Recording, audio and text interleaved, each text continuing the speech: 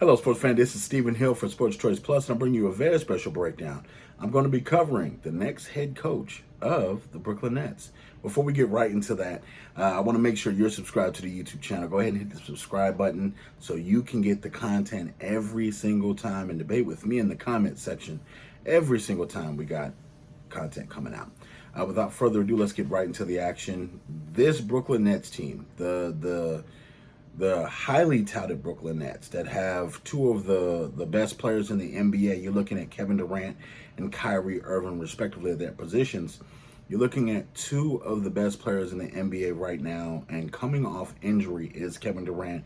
And you look at Kyrie in his first season in Brooklyn was not really impressive in a lot of ways, but you're looking at who potentially could help this team get to the next level, who could coach these guys and get two fragile egos possibly to work together and to possibly get this team together. You saw the Brooklyn Nets get put out in the playoffs by the Raptors, and they have a lot of talent on that team, but without KD or Kyrie, it's not really the same thing. So when you're looking at coaching candidates, you have to ask yourself, who is an Eric Spoelstra type coach?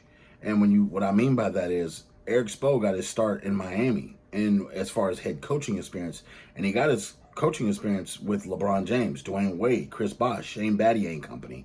Even though he came up the ranks through Miami as far as doing the tape and being an assistant coach and things like that, he got his, he busted his chops basically, but he made his mark right now in the NBA as a head coach. So I got a couple of candidates that I think that are going to be good for potentially the job.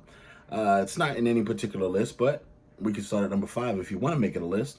I'm looking at Mike D'Antoni, number 5. These guys are pretty good on offense, and with him having a contract situation with the Houston Rockets, I don't think they're going to resign him back to a longer deal to be with James Harden and company. So I think that with the offensive side of the ball, offensive mindset gets somebody the ability to capture Kyrie's attention, capture Kevin Durant's attention. If they're in a system where they can thrive, and what gets people on headlines faster than quick offense? I think with Kevin Durant's shooting ability, he'll be great. He's a better version of James Harden, if you will. If he's in an open court, he's taller, he plays a little better defense, and he can be anywhere on the court, and his nickname is Easy Money Sniper for a reason. He can hit almost from anywhere. Kyrie Irving can dance on you. He can ball. He can literally handle the ball better than a lot of other point guards can, and he's a showstopper. You look at D'Antoni's offense, there's really no accountability on defense, but offense, you possibly could score 120 points a night. So I think that would attract him, and that would get their relationship off to a good start with being able to be offensively bonded, if you will. Coming in at number 4, Mark Jackson. I think that Mama, there goes that man, the guy that helped build the blueprint for the Golden State Warriors out there in Oakland. You're looking at what he can do. He can connect with Kyrie because of that point guard connection. Being able to be a big point guard and really be able to not only dance on them, but then have purpose with your dribbles. Have something to do other than, I'm going to dribble for 11 seconds, dribble for 10 seconds. Shot clock's now down to 6 seconds, and now you got to throw up a shot. I think he could help him develop his game even more versus what it is right now. I think Kevin Durant, he can have a good relationship with him and massage those egos. And let's face it, he was the head coach of Draymond Green, Klay Thompson, Steph Curry. Those are superstar players that he literally coached. And when you look at the dynasty, they just grew older, but those are the same guys that they were when Mark Jackson had them. So I think there's a lot of respect there as far as the Golden State Warriors and as far as those players towards Mark Jackson that would easily emulate. And you got to think, he was in that locker room with those guys. Steph and Klay can vouch for him. I don't know about Draymond and them talking, but I think Mark Jackson will be a pretty good coach for the Brooklyn Nets. Coming at number 3, I think Jason Kidd. Jason Kidd had an amazing relationship with Giannis when he was in Milwaukee before his time came up. You're looking at just overall what he's able to do. Jason Kidd was one of the best point guards in the NBA. He would definitely click with Kyrie Irving. With having same respects of that, you could look at his relationship with Kevin Durant and how he could take him to the next level possibly. It's just so many things that Jason Kidd will probably bring to the table. And you look at him being one of the greatest point guards of all time, that would bode well for them listening to him, because he can help them get more assists. He can help them, hey, instead of doing this pass, go do this pass. Instead of running this kind of offensive set, do this set. Because I don't think it's going to be about play calling for the most part for the Brooklyn Nets. It's going to be about relationships, and it's also going to be about these guys really getting together and making plays on the court, timely plays. But it's not going to be about X's and O's and just play calling and who can do this. Can you hit the shot? Can you not hit the shot? Can you gel well with this team and make them go over the hump and make them go to the NBA playoffs?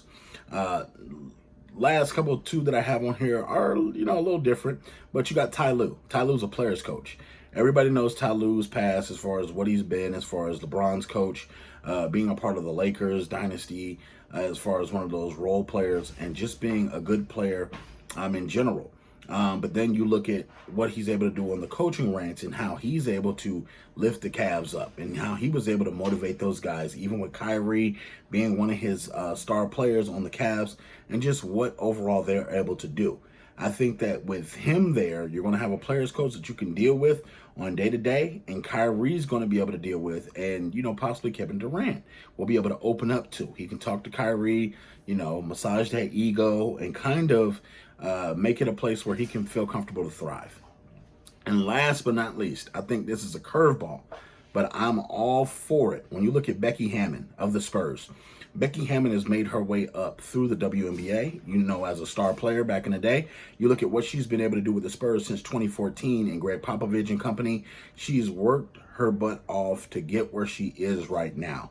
No other time than now do I think we can add this woman head coach, and I think she would do a phenomenal job. I think that she'll demand respect. I think that coming up through the Spurs organization, you see how a coach is supposed to coach. You see they have Greg Popovich there and what he's able to do, his system, his set.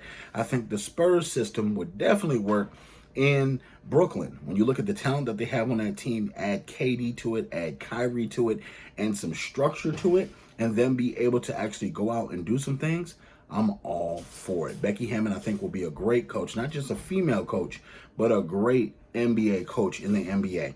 All you sports fans out there, what do you think? Do you like my list of coaches that potentially could be the next Brooklyn Nets head coach? Do you have somebody different in mind? Or do you think, they should just go with somebody they already know? Leave your comments and leave your coach that you think should be the coach in the comment section. And as always, we thank you so very much. It's a pleasure to have you, and we'll look forward to seeing you on the next video updates.